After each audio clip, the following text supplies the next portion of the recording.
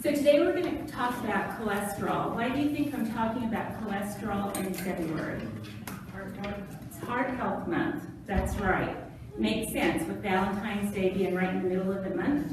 We're talking about heart health, and one of the things that we talk about when we talk about heart health is cholesterol. How many of you know your numbers? How many of you had a recent cholesterol check and know? Okay, so that's a good thing to take care of. You know, you don't have to raise your hand, but if you have high cholesterol, do you worry about it? Anybody worry about your cholesterol levels? So it's something to really think about if your levels are not where they should be. Cholesterol can also be kind of confusing. It's because we talk about LDLs and we talk about HDLs, and we used to talk about VLDLs, but we don't talk about that much anymore. But it's total cholesterol, LDLs, HDLs, and then there's this other thing called triglycerides, which float around in our blood.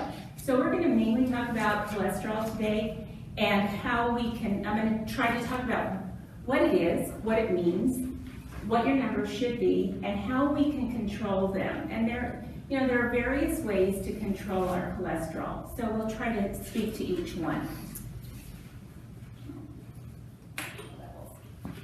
So, what is cholesterol?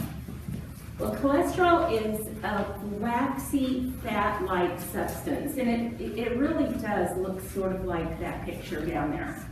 It occurs naturally everywhere in our bodies. It floats around in our bloodstream everywhere, and it has specific functions. It's made by the liver, and it's present in the food that we eat. Cholesterol is needed to help the body function normally.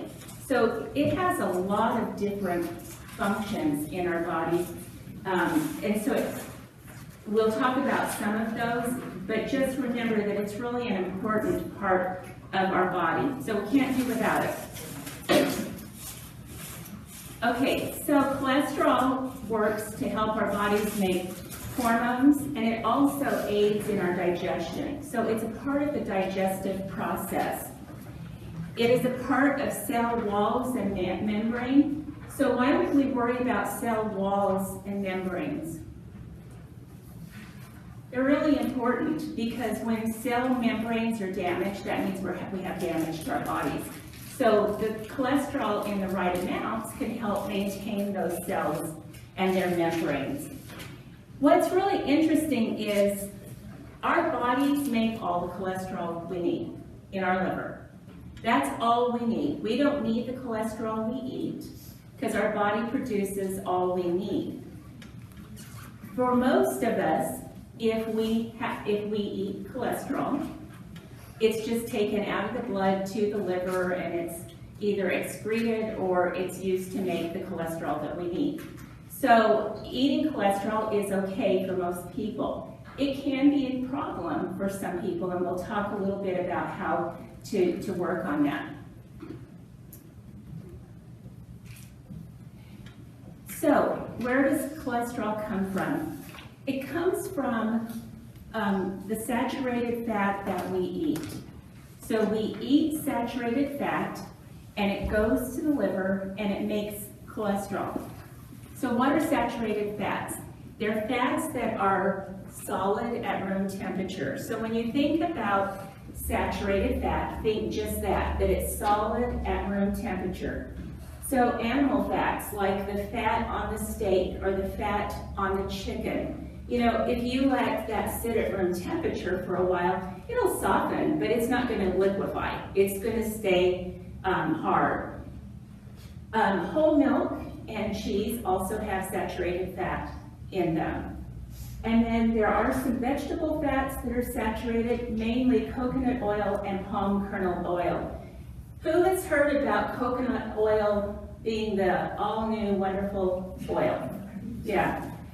Well, it may have some health benefits, and I'm not going to get off on that tangent, but just remember that it is still a saturated fat. And as such, your body will use it to create cholesterol. Because remember, it is solid at room temperature. when you buy a jar of coconut oil in the grocery store, it looks like a jar of like lard or something, and that's the consistency. So just remember that it is saturated and it still has all the calories that any other fat will have. If you were here last time, I think we talked about the calories in fat, and there's 9 calories per gram. So it's the most calorically dense macronutrient that we have. We also get cholesterol from the foods that we eat. Now, it's really important to remember this. Only animal products will have cholesterol. The oils, the vegetable oil, coconut oil and palm kernel oil, remember they have saturated fat, but not cholesterol. They're 2 different things. So it comes from meat, poultry, fish, eggs, dairy foods, and lard and butter. At one time, years ago, probably 20 plus years ago when I was lecturing, I would tell people how there are products out there that say no cholesterol. Well, of course they wouldn't have cholesterol because they were putting no cholesterol on everything, even if it wasn't possible for it to have cholesterol, because plant products don't have cholesterol. So if they had a vegetable margarine, they would put no cholesterol. Well, of course it doesn't. But now what are we seeing on products? Now we're to gluten-free, that's one of them, that were no GMOs. So, you know, we see labels on things that say gluten-free. Well, yeah, it wouldn't have gluten because naturally that product wouldn't. So it's really funny to look at some of the labeling. I looked and looked and looked for a sample of cholesterol labeling and I couldn't find one. So we'll just do without. So that LDL and HDL, that stands for low-density lipoproteins and high-density lipoproteins. So what is a lipoprotein? It is a packet, basically, of fat and protein that's surrounded by, it's actually surrounded by the protein. And it's a little packet that floats around in your blood. Remember, there are the 2 types of lipoprotein. The LDL, which is bad because it sticks to the artery walls. So you can remember LDL is bad by saying it's lousy. Okay, that's something that I read said. So it's, you know, even as a dietitian, I'll go, oh, what is it, LDL or HDL? You know, it's really confusing, this stuff. The high-density lipoproteins, or the HDLs, are what we call the good lipoproteins, or the good cholesterol. It moves the cholesterol to the liver and then it goes out of your body. So we want to have our HDL numbers as high as we can get them and our LDL numbers as low as we can get them because of the good and the bad effects. So when you have too much cholesterol floating around in your body, it's what we call having high cholesterol. When we talk about high cholesterol, we usually are talking about total cholesterol, the HDLs and the LDLs. So it's important then that we look at the LDLs and the HDLs to see where they're standing. Total cholesterol, when it's high, anybody know what high cholesterol is? Over 200, yeah. Okay, so the risk factors for high cholesterol are diet, sedentary lifestyle, age, weight, genetics, and gender. So what do you think? Diet, we can do something about. Sedentary lifestyle, we can do something about. Age, can't do much about our age, can we? Weight, we can do something about. And then genetics and gender, we can't do anything about. So there are some risk factors that we can control, but there are also some that we can't control. So it's very important that we control the ones we can because of the ones we can't. So risk factors that increase the risk of heart attack or stroke. If you have high cholesterol, if your cholesterol is above what it should be, you have an increased risk for a heart attack or stroke if you smoke, if you have a family history of stroke or heart attack, if you have high blood pressure, or if you have diabetes. So all the more reason for us to control the things that we can control, because once again, we can't control our family history, but we can control smoking, we can control high blood pressure, and we can keep diabetes in control. So there are some things that we can do. So what should the number be? Well, when a person turns 20 years old, so that's not any of us in this room, but when a person turns 20, they should get their cholesterol checked, and then every 5 years have their cholesterol checked.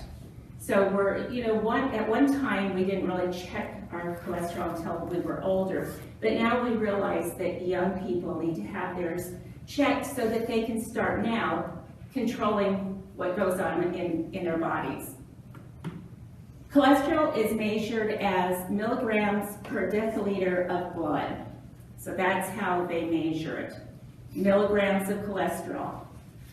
Total cholesterol should be less than 200 milligrams per deciliter. And HDL levels of 60 or more help lower the risk of heart disease. LDL levels of 100 milligrams per deciliter or less is best. So let's talk a little bit about that. Obviously, the first one is 200 milligrams or less. So that's the total cholesterol. So if you're 200, you probably need to start thinking about it because 200 is getting close to being over 200.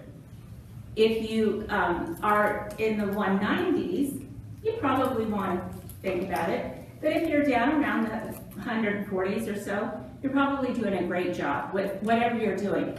And it could be that you just have the genetics. It could be that you just have the right lifestyle. It could be because you're really taking good care of yourself. There are some people that are just lucky and they don't really do anything about it and they still have low cholesterol. But not everyone is like that, so depending on where your numbers are, you'll know what to do. HDL levels of 60 milligrams per deciliter or more help lower the risk of heart disease. So that HDL, we want it to be at least 60. But 70, 80, 90 is better. So if you don't mind sharing, you can, you don't have to share, but does anyone know that your HDL is really up there? It's really good. Yeah, mine too. So it's really, it excites me. My doctor called me the other day and said, "You're a rock star." And I really liked hearing that because my numbers were so good. And, but it takes work. LDL levels of 100 or less is best. Anybody know about your LDLs? So most of the time, if your HDLs are good, so are your LDLs. But not always. It doesn't always work that way. So why do we want to control our cholesterol? Well, we know that too much cholesterol is bad for our health. It increases your risk of heart disease, especially when the LDL cholesterol is involved. So if your LDL numbers are not good, if you're over 100, we know that that increases your risk for heart attack. What else? Remember all those other risk factors? So you can't just think about the LDLs, you have to think about all those other risk factors too. So cholesterol helps the plaque build up in your arteries. Remember I said it was like a waxy or sticky fat. It's sort of a waxy, sticky substance. Well, what happens is it hardens on the walls of the arteries and vessels, and it can tear off and send clots to your brain or to your heart, causing a stroke or a heart attack. And what happens is your blood vessels and arteries are typically smooth. Okay, that's typically what we want to have, smooth ones. But if your body gets any kind of trauma to it, like let's say that I fall down and bang my arm, okay? What happens then, I get a bruise, and a bruise is the result of a blood vessel that has broken. And so there's damage to that. So now it's not smooth and nice anymore, and what can happen is that sticky stuff can get caught on it, and the more sticky stuff that goes by, the more it gets caught, until pretty soon we have a buildup inside of that vessel that used to be nice and smooth.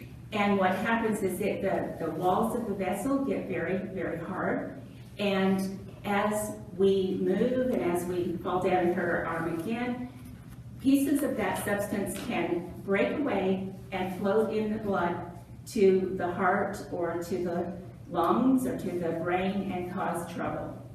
So we want to make sure that we don't have this. The good news is that reducing your cholesterol can reduce the plaque buildup. It's not impossible to change that. Even if you have the buildup now, you can resolve that. With hard work and diet, you can resolve that. So don't think that, oh, wow, I've already got this buildup. If you do, then it's time to work on it. That's why we hear about different kinds of surgeries. Anyone know what you have if you have a buildup of cholesterol in your arteries? What do? Put a stent in.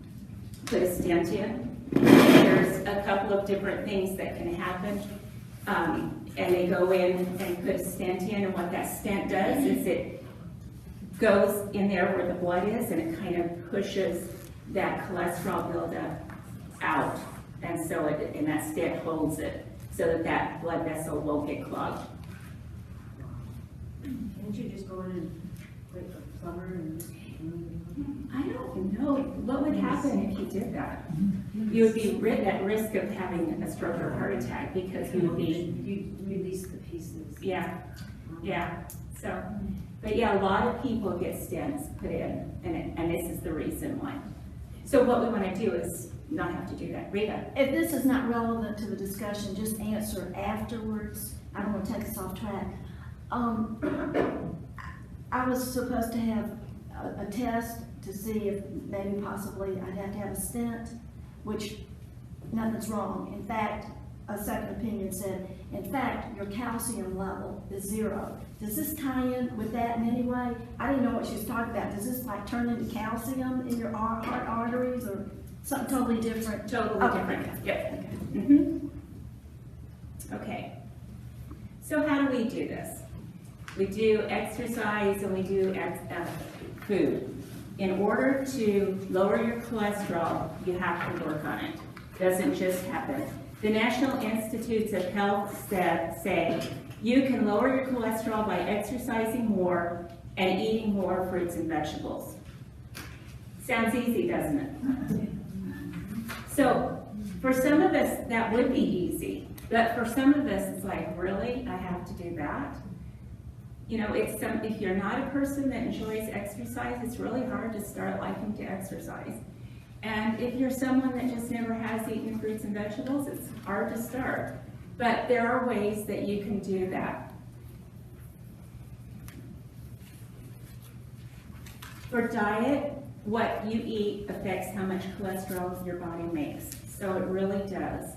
There are foods that we can eat to help lower the amount of cholesterol that our liver makes, and there are foods that we can eat that would raise it. So we want to be careful and eat just the ones that lower it. Yeah, I'll go back. I'm going to go back. but you can also, maybe that's coming up next. I try to focus on building my good cholesterol, so there's foods that you eat in order to build your good cholesterol. Yeah. Exactly. Yep. Yeah. And we'll get to that. I wanted to just back up to the exercise. Can I share, Nancy? Is that okay? Yes. Yeah. So we have this Blue Cross Blue Shield Health Network kind of thing, and if we follow the program and do all the little goals that they put forth for us, we get a discount on our health insurance. And this month, one of the things that they talked about was getting up and moving for 5 minutes every hour for at least 6 hours, so that you're moving 30 minutes in a day. And you know, it really is helping me to do that, because I'm not one to go on a long walk and come back. I just, you know, I take little short walks. So Nancy and I have been walking around the building and doing it 2 or 3 or 4 times a day. And it really is amazing how easy it is to get moving if you just have kind of a goal. So sometimes it's just setting a goal, and you can set the goals also with the food you eat. If you don't like vegetables, then don't go out and buy a bunch of vegetables and expect yourself to eat them. Buy a few, experiment, see what happens, and go from there. Okay, let's talk about saturated fat. Saturated fat raises your LDL cholesterol levels. Remember that the LDL is the bad cholesterol. We know what saturated fat is, right? Okay, it's fat that is solid at room temperature. Trans fat does the same thing. Now, trans fat is it's been chemically modified, and that's I'm not going to go into what they do to make it that way. But it is found in fried foods, crackers, cookies, chips, all of those kind of junk foods that we eat. There's trans fat in, like if you go to McDonald's or somewhere and get French fries, there's trans fat in that oil that they use, because it makes it stable longer. So when you think about trans fats, think about like bologna, hot dogs, things like that. That's where the trans fat is. They work just like saturated fat, and they increase the bad cholesterol.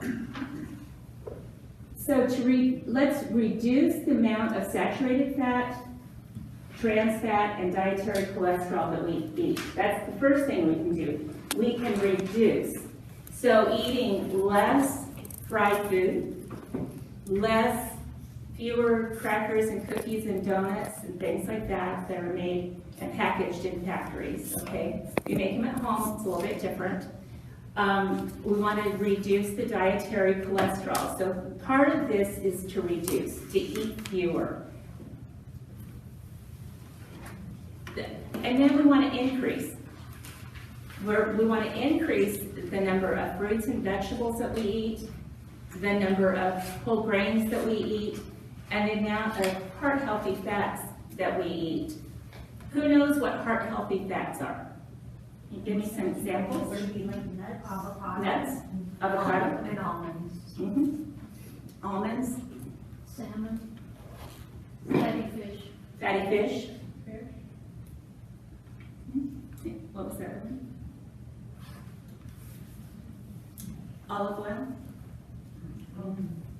Any of the nut oils, walnut oil. Yeah, so those are some of the healthy, heart-healthy fats. Oh, well, here they are. Avocado, canola, fatty fish, nuts, olive oil, and seeds. So those are the things. Tom, I just keep getting in your way. Am I okay over here? That you're on the edge. Okay. Does the nuts include peanuts? The nuts includes peanuts. Yes. Yeah. Peanuts are good for you. Peanuts are good for you. What do you think, though? How many peanuts? Well, all nuts are high in fat, and so because they're high in fat, they're high in calories. Remember, fat has more calories per gram than anything else, so we have to watch the portions. So yes, peanuts are good for you in moderation. Okay? Sam? Is there a difference between like salted and unsalted nuts? Good question. So there is a reason with the heart health message to eat unsalted, and that is because sodium will increase your blood pressure, which is another story. But sodium in the form of salt, in the form of salted nuts, all of those things, you know, when you think about chips and French fries and nuts, it's not just the fat in that, it's the salt on those things that is really unhealthy for us. So reducing or eliminating salt is good if you have a blood pressure problem, or even if you're kind of on the edge. So you wanna be careful, know your numbers, everyone know your blood pressure numbers? If you don't, you need to start keeping track of that. It's a really important thing to keep track of. So, I'm not saying you have to do it every day 3 or 4 times, but check your blood pressure once in a while, especially if you're tired, or if you're upset, or if you're stressed out about something. Check it then, because that's when it tends to be high, and we don't want it to go too high. So don't just check it when you first get out of bed and you've rested all night, because it's probably going to be at its lowest then. Okay, so eat more fiber. I'm the fiber girl, aren't I? It seems like every time I have a talk, I get off on fiber. But fiber is so important. It is one of the most important nutrients that we can eat. And so fiber is really important to help us regulate our blood cholesterol. It also helps us regulate our blood glucose. It can help us lose weight. So fiber is really important. There is a link between fiber and heart health, because it may help lower those LDL levels and keep them down. Certain types of fiber can help clear out the cholesterol that's floating around in your blood. So it's really important to eat fiber. Fruits and vegetables and whole grains are all high fiber foods. So when we think about that plate, my plate, what can you think about? Why do you think that they put half of the plate in fruits and vegetables and a little more than a fourth of it in grains? It's for this very reason, to help us stay healthy, especially heart healthy. Besides being high in fiber, these foods have phytochemicals that may reduce the risk for several diseases, actually, but especially heart disease. So those phytochemicals, what do we talk about when we talk about phytochemicals? Eat the rainbow, remember? Which vegetables and fruits have the most phytochemicals? The darker ones, exactly. So we want to eat that rainbow, don't we? Make your food colorful. The other thing is to exercise. Who does exercise? Anyone? Do you have a little routine that you do? Yeah, good. There are a variety of ideas on exercise. Some people say we need to exercise some every day. Some say 30 minutes most days of the week. Some say 30 minutes 5 days a week. I think it's whatever works for you. That's not possible for everyone. So exercise as much as you can to your comfort level. Check with your doctor before you start any kind of exercise program, unless it's just walking around the hospital with Nancy and me, okay? You can come walk with us any day. Remember to start slowly and stay steady. What happens is a lot of us will start and we just overdo it the first few days, and then what happens?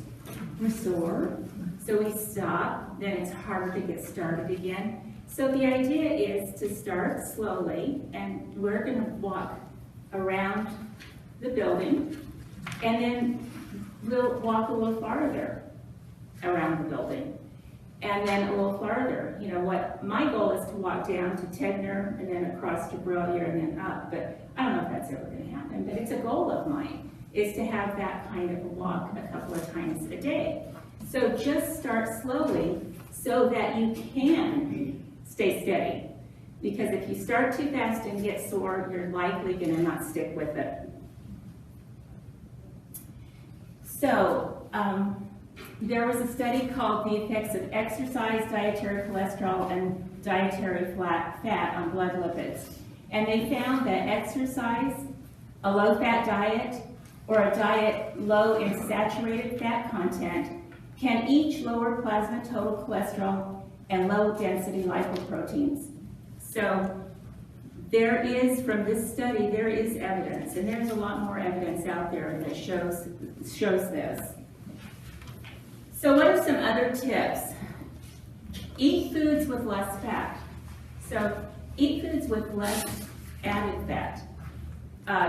When you make, let's say, mashed potatoes, if you are one that makes mashed potatoes and puts in a cube of butter, let's make it and put in a half a cube and see what happens. If you are one that has toast every morning and you have more butter than you have toast, then maybe have more toast than butter next time. So that's one of the things, is just to start modifying how much fat you actually eat, especially in the added fat. Remove the skin from chicken, turkey, and fish.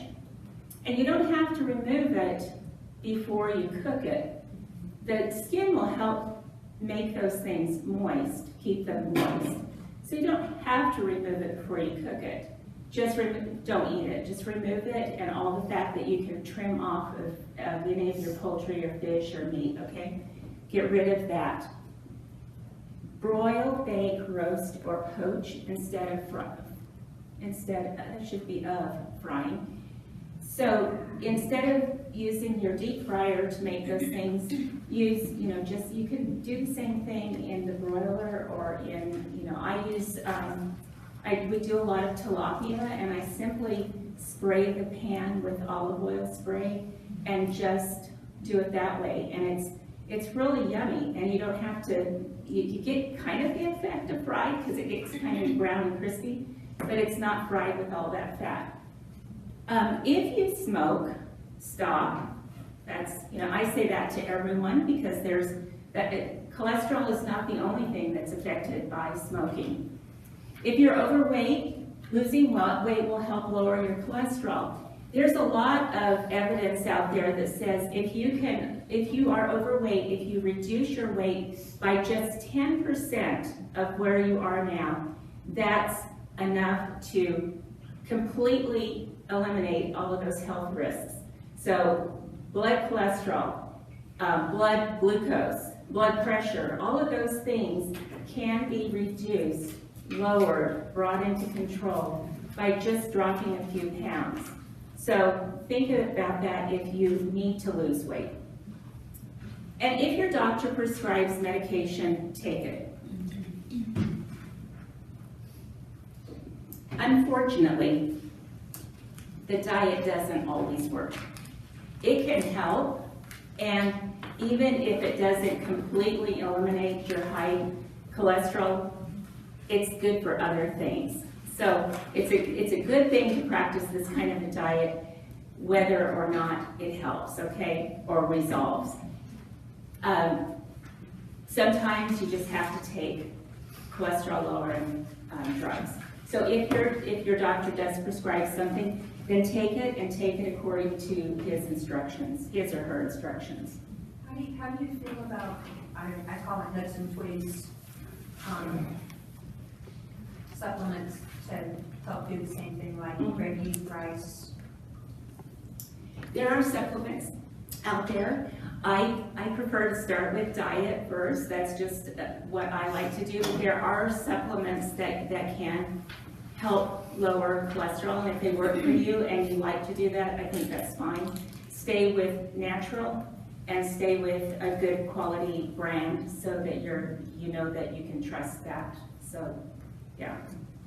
Some people use fiber supplement like Metamucil and things like that to help lower their cholesterol, and that can help too. But I say start first with food, and with those supplements, always let your doctor know what you're doing, because sometimes those can interfere with something else that you might be taking. So do that. Okay, now we're going to have a little quiz. Okay, true or false? Cholesterol is a waxy substance that your body uses to make hormones and to help your digestion. True. Absolutely. LDL cholesterol. What are the health dangers associated with high LDL cholesterol levels? Increased risk of stroke, increased risk of coronary artery disease, increased risk of heart attack. All of the above. Okay. What type of fat prompts your body to make way more cholesterol than it needs. Polyunsaturated, saturated, monounsaturated, or all fats? Saturated, yeah. Remember, that's the one that can help, that makes your body make cholesterol. How can you take control of your cholesterol levels? With intermittent yoga and no desserts. Oh, that would be not good for me. With a paleo diet and sprints, or with a healthful diet and regular exercise, or with mind control? C, yep. I think that's it.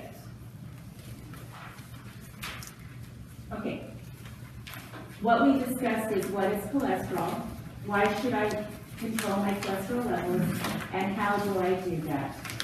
So there we are with that part of the presentation. Now we get to the fun stuff. This is always my favorite, when we can just talk about the handouts. Everyone have a handout packet? Everyone have one?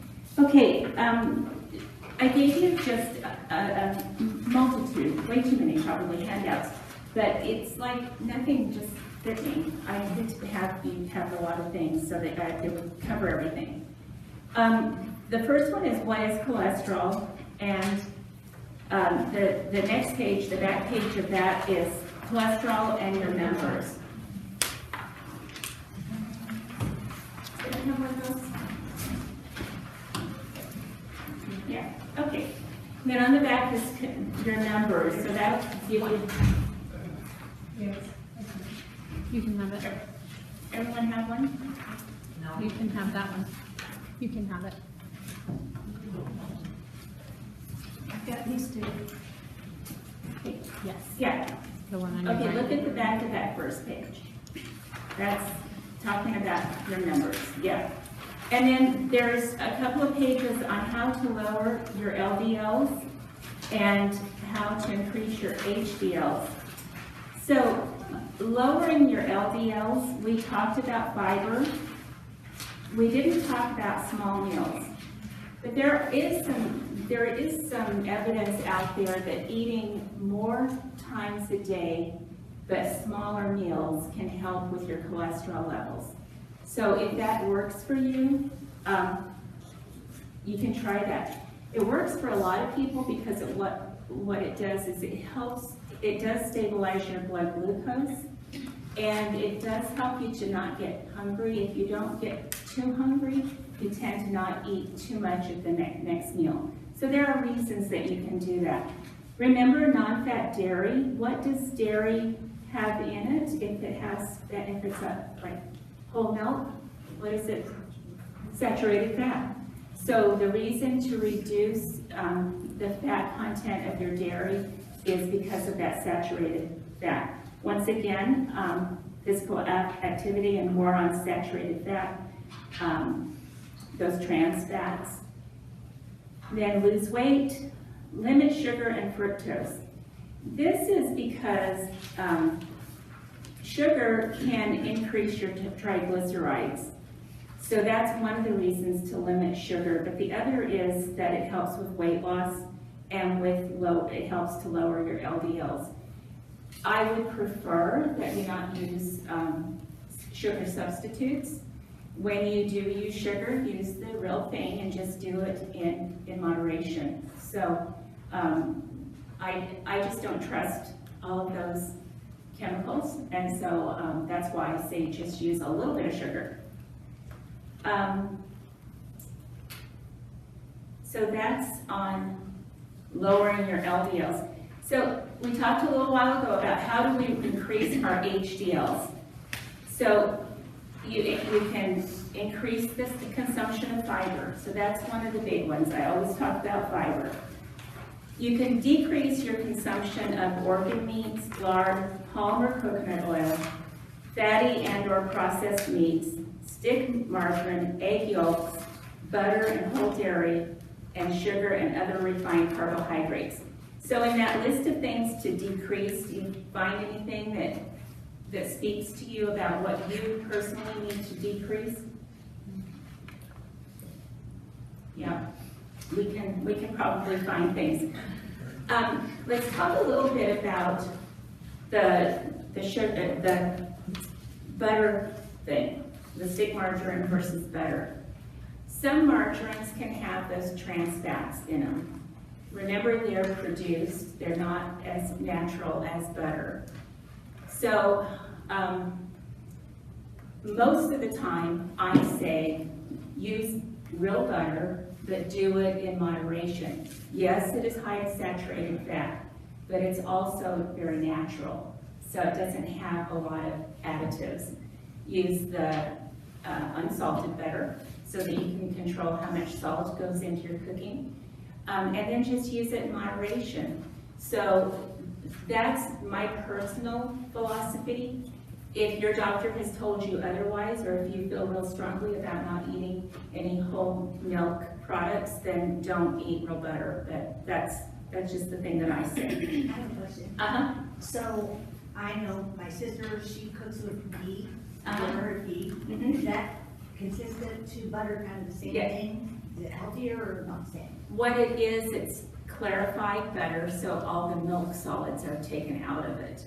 So I don't think health-wise there's really a benefit, but there is a benefit to flavor and cooking because you can cook at a higher temperature because those milk solids won't burn. So what they do is they melt it, they melt the butter, and the milk solids go to the bottom, and then they dip off the pure fat, and that's what that is.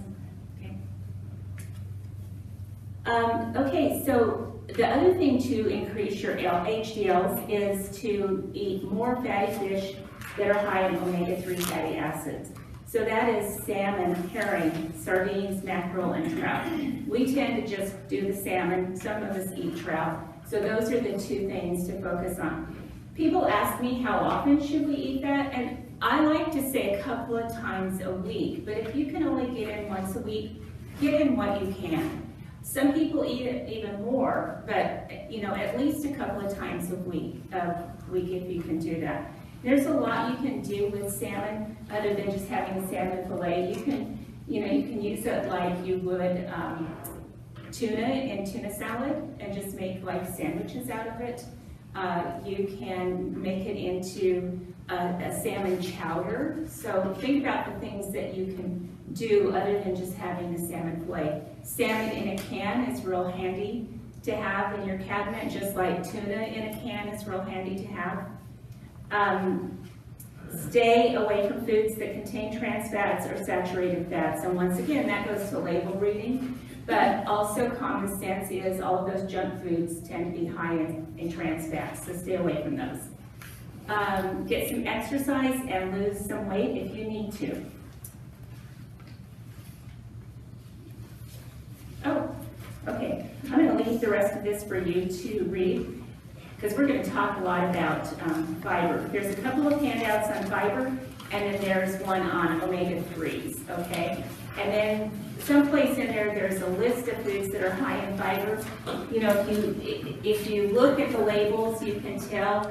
I like to look at least 3 grams of fiber per serving when I look at the label to see how much fiber.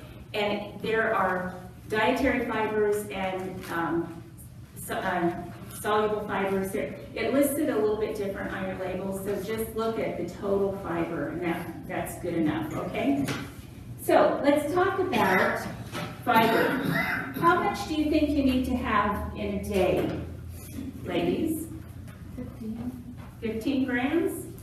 Any other thoughts? 21 for me. 21?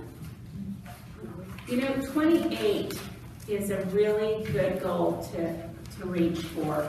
28 grams of fiber is something that is really important for ladies. So that's, 25. For gentlemen, what do you think it is? 38. 38. Men need more fiber than women do.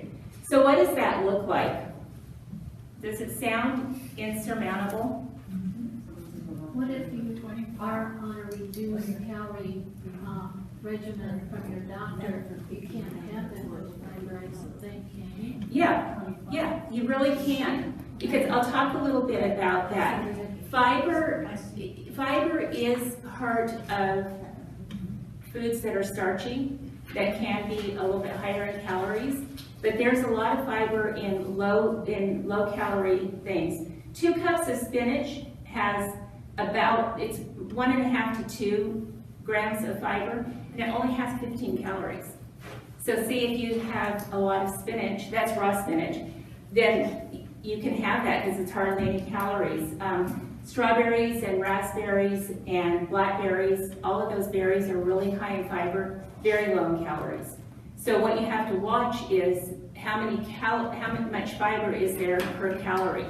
Now, a sweet potato has a lot of fiber in it, but it also is, does have a fair number of calories, especially if what do we do to sweet potatoes? Hello, we put butter and, so if you just eat the sweet potato and not put anything else on it, then you can even have that. So let's talk a little bit about that.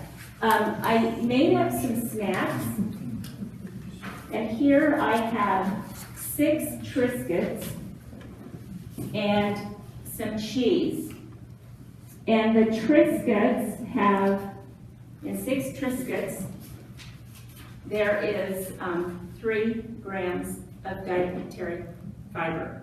So 6 of those little Triscuit crackers have that. So this is a really nice little snack. Get protein from the cheese, carbohydrates, and dietary fat fiber from the Triscuits.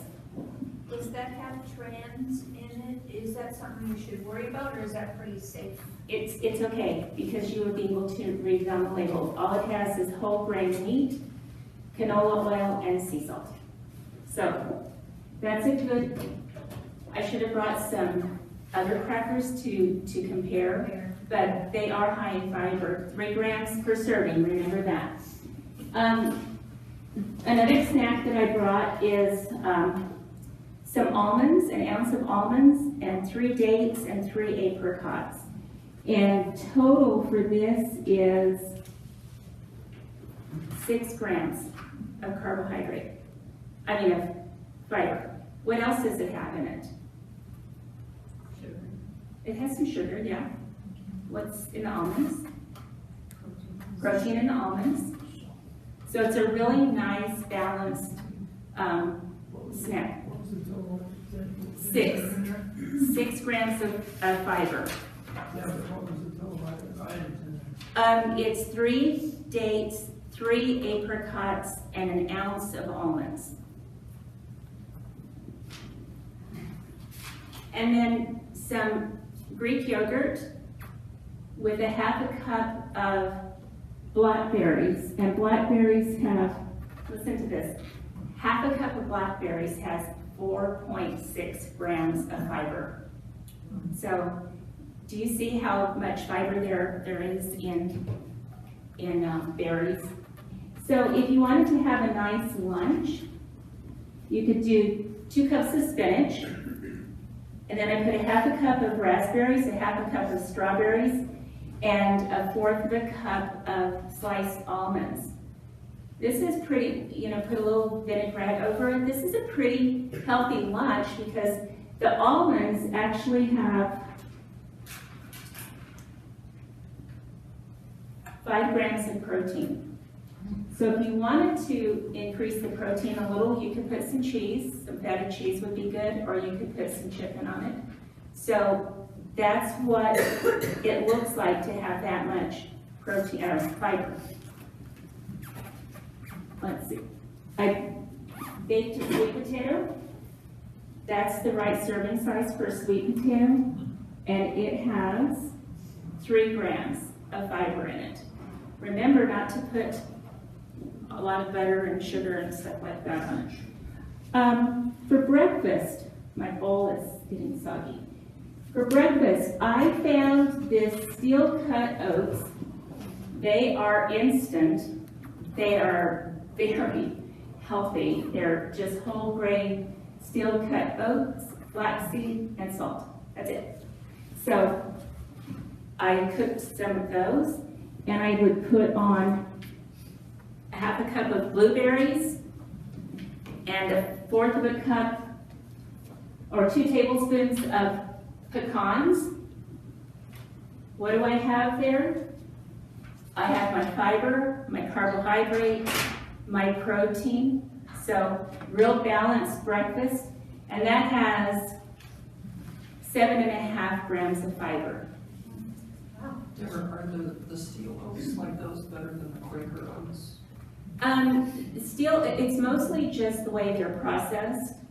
Sometimes the steel cut oats will have more protein and more fiber in them. So you have to kind of just look at the labels because it depends on how they're processed. I think I showed you everything. An avocado, a half of an avocado has 114 calories, but it has almost 5 grams of fiber in an avocado. So avocado is a really heart-healthy food because it has those heart-healthy fats, remember? And it also has that fiber. And really, we think that avocados are really fattening. We talk about how many calories. 114 calories in your day is not a lot. A lot of us use that much mayonnaise on a sandwich. So mash up a little bit of avocado with some pepper and a little bit of sea salt and some lemon juice and spread that on your bread before you make your sandwich. It makes a really good sandwich spread. Or just on toast. Or just on toast, you're right. Bread. I actually did a lot of searching for the right bread to bring today because there is a big variety when it comes to the amount of fiber. You know, we talk about whole grains, eating the whole grains, and that's great. This says 100% whole wheat, so I can be sure that it's 100% whole wheat. But some of the other breads that I picked up said 100% whole wheat and they had less fiber. So really it does boil down to reading your labels, but one slice of this has, there it is, 3 grams. 3 grams of dietary fiber in one slice. And so if you make a sandwich, you're gonna get 2 grams. This label actually says trans fats 0. So when you see something like that, then you can be assured that it doesn't have trans fats. It also says polyunsaturated fat. So it's a 0.5 gram. So that's pretty low. So read your labels. The other thing is the winter squashes. Man, these are a powerhouse of fiber. And you know that I always bring this no matter what I'm talking about.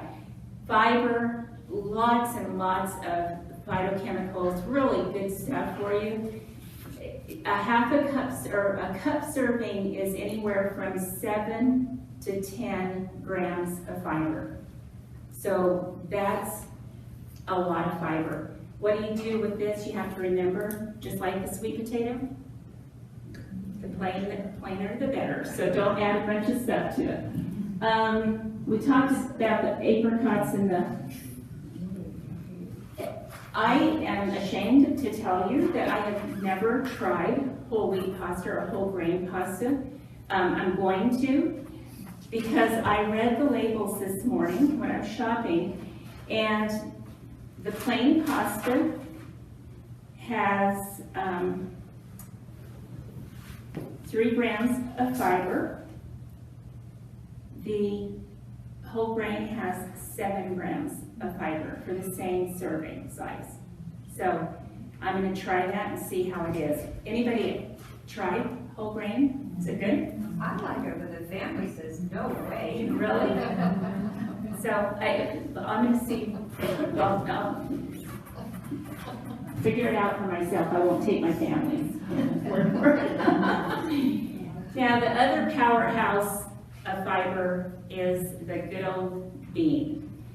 I didn't get this done today, but I was going to make these roasted garbanzos. Anyone else out there ever do that? You have, Terry? So you take the garbanzo beans, you put them in a strainer, you rinse them off real good and dry them on paper towels, and then you put them in the oven with a little bit of olive oil and some spices, and then you bake them until they're crispy, and it's like a little snack. It's like eating nuts or something. And in these canned, oh, come on, where is it showing? I'm just having a hard time finding anything on the label today. Dietary fiber, 6 grams. 6 grams in a half a cup.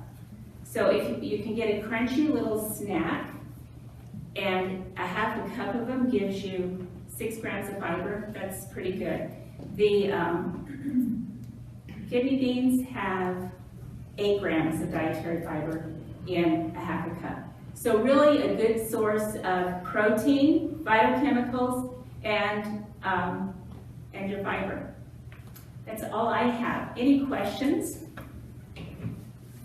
Any questions? Yes? I have a suggestion. The garbanzo beans, if you make a hummus with those with a little olive oil and a little lemon, it's wonderful. Yeah.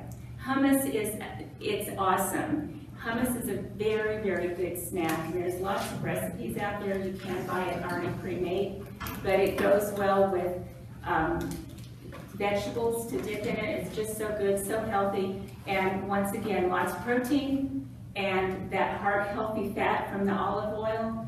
And that's all it really is olive oil and a little lemon. You can spice it however you want to, but it's really good. Good, thanks for that. Anything else? You had gender on there, but you didn't mention Oh. women or men. Okay, so for women after menopause, there is a higher risk for high cholesterol. So women, so that's where the gender comes in. More so than men. Mm-hmm. Yeah.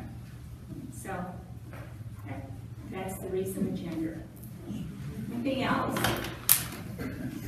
Well, thank you so much for being here. I really enjoyed this.